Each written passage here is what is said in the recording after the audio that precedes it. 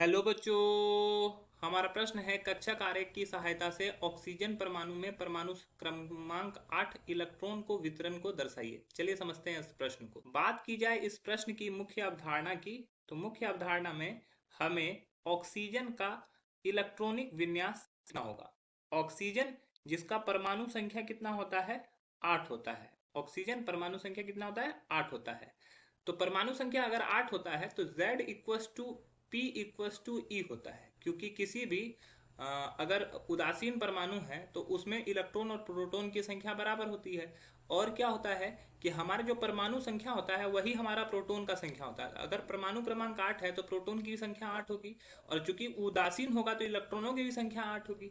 तो electron 8 electron कैसे रखेगा, तो इलेक्ट्रॉन को रखने के लिए 1s2 2s2 2p4 इस तरह से ये 8 इलेक्ट्रॉन रखाते हैं। अब इसका कक्षक किस तरह से बनेगा, तो ये S में S जो उप कक्षक होते हैं उसमें एक ब्लॉक होता है जिसमें 2 इलेक्ट्रॉन होते हैं, एक क्लॉकवाइज एक एंटी क्लॉकवाइज। ठीक है। अब 2s मतलब कि ये 2s हो गया हमारा, ये 1s हो गया, ये हमारा 2s हो गया, और ये हमारा 2p हो गया। ठीक है।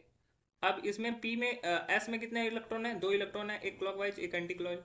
P4 है, P4 में कैसे होगा, 3 इलेक्ट्रॉन पहले इस तरह से लिखाएंगे, पहले क्लॉकवाइज और फिर एंटी क्लॉकवाइज। तो 4 ही इलेक्ट्रॉन है, 3 इलेक्ट्रॉन यहाँ होगा, एक इलेक्ट्रॉन यहाँ होगा।